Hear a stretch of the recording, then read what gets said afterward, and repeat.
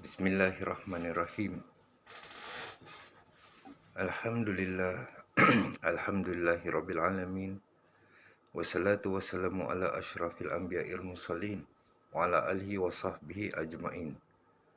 Allahumma salli wa sallim wa barik ala Muhammadin wa ala alihi wa sahbihi wa sallim. Assalamualaikum warahmatullahi wabarakatuh kepada semua keluarga, keponakan, anak saudara, sahabat-sahabat semua. I know that sekarang I think dah pukul 10. So dalam pukul 2 pagi waktu Indonesia dan 3 pagi waktu Singapore, Malaysia. So ada yang sedang prepare bangun tahajud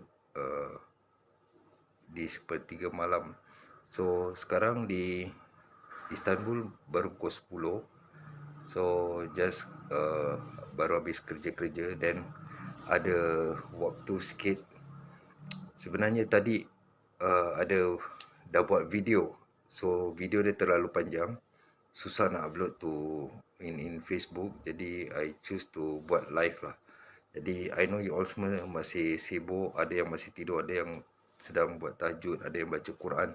So I just want to make this live, jadi can save walaupun akan mengambil masa panjang sikit. So you all can ni lah, we can share. I can just save this video. Okay, topik hari ni yang I nak share tentang ibu atau isteri. Isteri atau ibu, yang mana kita harus dahulukan. Okay, ini ada banyak yang masih belum faham. Ada juga beberapa orang yang mengatakan kita harus dahulukan isteri kerana kita dah nikah. Waktu kita nikah tu kita dah ambil tu akad untuk menjaga isteri kita dan anak-anak kita. Dahulukan keluarga. Jadi kita harus dahulukan isteri kita. Dan ada juga yang mengatakan kita harus dahulukan orang tua kita. Di sini kita harus faham something how can I put this? Tidak ada kehidupan yang lebih indah kepada orang yang tidak ada kehidupan yang lebih indah melainkan orang-orang yang patuh pada syariat Islam. So kalau kita patuh pada syariat Islam, kita patuh pada perintah Allah dan sunnah Rasulullah, barulah kita punya hidup ni lebih indah, lebih tenang. Okey, tak kira lah kita ni suami ke, anak ke, ibu ke, bapa ke, isteri ke, tak kira lah. As long as kita patuh pada syariat, insyaAllah kita pergi hidup tenang. Because the only thing, seperti what I always share, kita jangan buat Islam ni seperti agama buffet, buffet religion. Kalau bahasa Indonesia, prasmanan. Okey, Islam ni dah complete. Jadi apa yang diperintahkan kita terima, whether kita like it or not, kita harus terima. So kita tak boleh kata okey ni tak cocok dengan aku, ini zaman dulu, zaman Rasulullah, dan yang ini cocok dengan aku ambil. So Islam is not like that. Apa yang diperintahkan kita terima semua. Okey. Balik pada topik yang I want to share is about ibu lah. Antara ibu dengan isteri Kalau kita ingat cerita tentang Ashabul Kahfi, daripada situ kita boleh nampak penjelasan dia dengan jelas, dengan cara jelas. Okey, because syariat itu membenci dan mengecam seorang laki-laki yang mendahulukan isterinya daripada ibunya. So syariat mengecam Jadi kalau kita mendahulukan isteri kita sehingga ibu kita atau kedua orang tua kita, kita melukai mereka, syariat mengecam. Allah juga enggak reda. Selagi kita tak dapat keredaan daripada orang tua kita, kita pay life gone, finish, that's it, khalas. Okay, so sometimes I understand, sometimes seorang ibu tu sampai dia melampau dia apa ni nak anak laki-laki dia tu tetap anak dia. So Dia buat sesuatu sehingga anak dia terpaksa turut kata dia sampailah dia mengabaikan isteri dan keluarga dia. So kita nak kena tengok situation. So kita nak kena balance. I kasih satu contoh yang very simple Jika dua-dua suami isteri isteri dan mak kita atau orang tua kita lah, kedua orang tua kita dalam situasi yang sama, kita harus dahulukan orang tua kita dulu. Okey, kita dahulukan mereka asalkan kita tak menzalimi isteri dan anak kita. Menzalimi tu maksudnya bukan isteri kita sakit sikit dia terus kita kalang kabut kita takut menzalimi mereka. Bukan gitu. We have to see the situation. Apakah ini dia masih boleh bertahan ataupun tidak. Okey, kenapa I kata gitu? Kalau isteri masih sakit tapi ibu kita masih sakit, kita harus pergi ke ibu dulu. Sedangkan isteri ni tanggungjawab kita. Jadi daripada cerita ni Ashabul Kahfi ni banyak pelajaran yang kita boleh dapat dan boleh faham. Ini cerita yang Rasulullah sallallahu alaihi wasallam share dengan kita tentang satu hamba Allah ni yang terperangkap dalam gua. So salah satu orang tu dia tawasul dia membuat doa pada Allah apa yang dia lakukan, kebaikan yang dia lakukan dengan merit ataupun dengan the points yang dia ada, uh, perbuatan baik yang dia ada tu dia gunakan sebagai tawasul untuk meminta pada Allah. Ini bukan buat tak ikhlas gitu lepas tu tuntut dengan Allah, bukan. Ini maksudnya tawasul. Okey, daripada cerita Ashabul Kahfi yang tertidur dalam gua tu selama 309 tahun. Kalau saya tak silap, 309 tahun. Di situ kita salah satu daripada orang yang terperangkap tu, salah satu daripada 3 orang tu, dia berdoa dan dia bertawasul dan dia berkata, dia selalu memberi susu, dia memerah susu dan memberi susu kepada kedua orang tua dia. Jadi pada suatu hari tu, dia balik lambat, dia mengembala kambing tu terlalu jauh sehingga dia sampai rumah tu lambat dan malam. Jadi dia pun as usual lah, dia perah susu, dia perah. After that, bila susu tu dia ada kan, dia nak kasih orang tua dia. So bila dia nak kasih, dia tengok ternyata kedua orang tua dia dah tidur. Jadi apa yang dia lakukan, dia diri, dia tunggu, dia tak nak kejut orang tua dia. Because kalau dia kejut, dia mengganggu. Kerana orang tua dia masih nak istirahat. Jadi dia tak nak mengganggu orang tuanya. Dia berdiri di situ dan memegang susu tu sambil menunggu sampai orang tua dia bangun. Kerana dia takut kalau dia tinggalkan, dia tidur, dia takut orang tua dia bangun belum lagi dapat susu. Jadi dia berdiri di situ sehingga kedua orang tua dia bangun. Sedangkan isteri dan anak dia menangis nak susu semua, dia tak hiraukan. Dia dahulukan sehingga orang tua dia bangun. So daripada sini kita boleh tahu apa yang Rasulullah ingin sampaikan kepada kita. Memang isteri dan anak-anak adalah tanggungjawab suami. Tapi suami harus bijak memainkan peranan penting dalam kehidupan. So suami juga sebagai imam pada keluarga, pada isteri dan anak, dan juga dia adalah seorang anak yang harus berbakti pada kedua orang tua dia. Jadi untuk isteri-isteri, kita tak boleh menuntut daripada suami terlalu banyak Kita harus bila suami kita kata nak tolong orang tua dia ke nak bantu ke apa, isteri have to support because satu hari nanti you akan menjadi seorang ibu dan bila you tua you mengharapkan anak laki-laki you berbakti pada you, bukan berbakti pada isteri dia. So you have to understand this. Ini adalah syariat Islam. Kita tak boleh pick and choose Islam dan mencarikan cocok logi untuk kehidupan kita. So we have to know apa yang kita harus lakukan, especially anak laki-laki. Tanggungjawab kita tu berat. Okay? Bukan mudah. So macam mana pun we have to dahulukan orang tua kita, especially ibu kita. Kita harus dahulukan walaupun kita dalam situation yang tengah susah, tengah stres. Kita kalau boleh sembunyikan, jangan kasih orang tua kita tahu. Jangan kasih mereka stres. Walaupun kita tengah susah, kalau orang tanya khabar, kita pretend, acting. Kita kata kita baik, sihat, tak ada masalah. So kalau diorang tahu kita ada masalah, kita just tenangkan mereka, cakap masalah kecil biasa ni semua.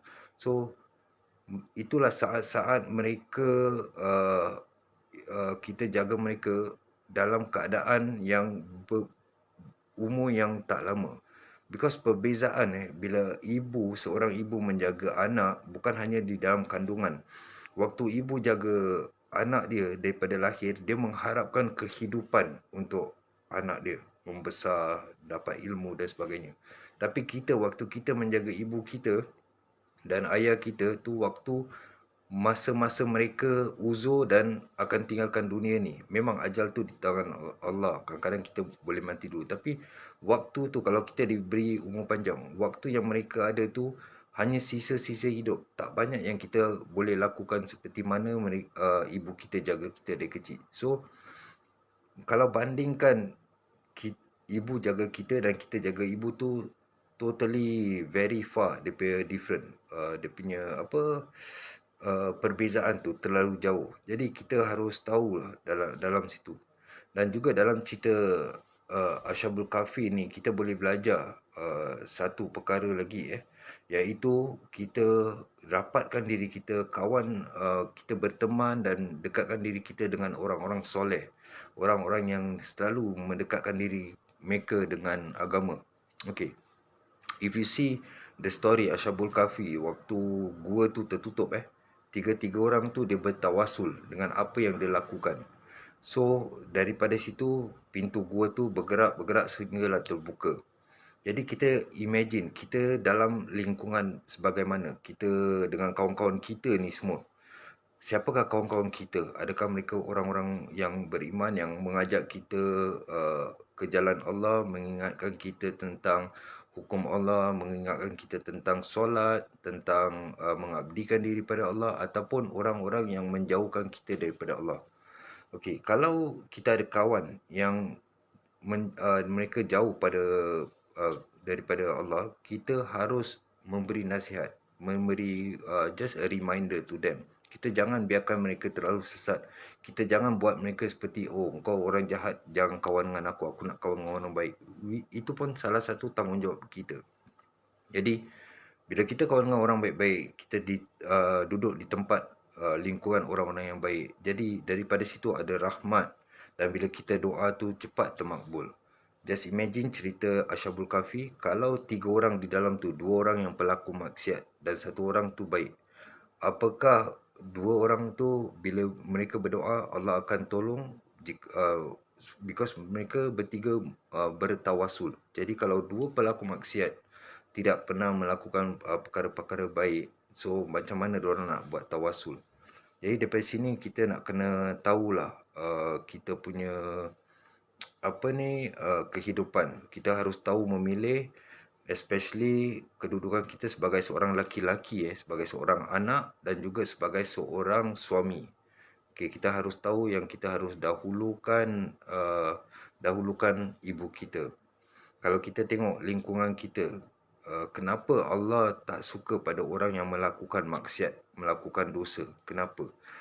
Sebenarnya Allah tidak melarang, itu pilihan kita. Tapi Allah melarang kita kerana Allah ingin menyelamatkan kita di dunia. Bukan di akhirat, we talking about dunia. Okay, cuba bayangkan, yang berapa tahun kemarin ada satu ulama daripada Yaman, dia meninggal. If you see the video, berapa ribu orang, I think berapa ribu, berapa juta, I tak ingat, datang angkat dia punya mayat sampai ke liang lahat. So semua yang merebut, bukan merebut lah, semua yang sambut jenazah tu. So orang-orang ni, orang yang meninggal ni orang baik. Jadi orang-orang yang tinggal ni akan mendoakan dia, akan cerita yang baik-baik tentang dia. Jadi kita nak kena perbaiki diri kita. Kita just imagine, bila kita buat satu dosa, kesalahan, maksiat, apakah orang-orang di sekitar kita suka kita atau tidak. So kalau orang-orang tu membenci kita, contoh dia kata, oh ini Israfil tak bagus, mungkin dia penjahat, pembunuh, pemabuk atau apa. Orang-orang yang sekeliling kita ni dah benci kita. Kalau kita mati nanti pada hari ni, we talking about now, kalau kita mati sebentar lagi, apakah orang-orang ni suka ataupun sedih. So maybe diorang suka, maybe orang ni kata memang baguslah dia mati selamat. Kalau dia tak mati nanti dia bunuh orang, dia mabuk sana, dia bergaduh sini. So this is apa yang akan terjadi. Jadi kita boleh tanya diri kita sendiri, apakah bila aku mati pada hari ini, aku dapat orang-orang ni yang aku tinggalkan akan sedih apabila aku tinggalkan dunia ni, apakah mereka sedih, apakah mereka akan mendoakan aku, ataupun mereka lebih suka aku mati dan tidak ada orang mendoakan aku. So inilah yang kita nak kena hati-hati dengan diri kita. So kita harus sentiasa berbuat baik. Allah suka suka perkara-perkara yang baik. Jadi Allah melarang kita membuat maksiat, membuat dosa-dosa ni sebenarnya bukan untuk Allah, tapi untuk diri kita, untuk di dunia dan di akhirat. Of course kita akan dapat reward dia di akhirat, tapi di dunia ni kita juga disukai oleh orang-orang sekeliling kita. Bayangkan kalau kita suka gosip, suka fitnahkan orang, apakah orang-orang ni suka kita? Kalau kita mati, orang akan cakap memang padan dia mati, mulut dia macam gini. So kita tak dapat doa, tapi kita dapat benda-benda ni daripada orang-orang. So kita nak kena selalu memperbaiki diri lah. So daripada sini I think this video dapat lebih jelas untuk seorang lelaki yang digelar suami ataupun anak, suami dan anak. Okey, kita harus dahulukan ibu kita, tapi jangan sampai melampaui batas. Sampai ibu tu janganlah sampai melampaui batas sehingga bencikan menantu, dan suruh anak dia buat something yang menantu dia mungkin kecil hati ataupun apa. So ibu pun harus harus banyak bersabar. Kita harus terima hakikat, dan yang penting kita berpegang pada syariah. Bila kita berpegang pada syariah, dan insyaAllah kita punya hidup tenang. Okay, I guess that's all yang I nak share malam ni dan pagi ni di waktu Asia. Semoga menjadi manfaat dan jika ada salah dan silap, saya harap you all can tegur. InsyaAllah, if I have time, I akan share lagi video-video yang boleh kita dapat manfaat dan dapat belajar sama-sama. Assalamualaikum warahmatullahi wabarakatuh.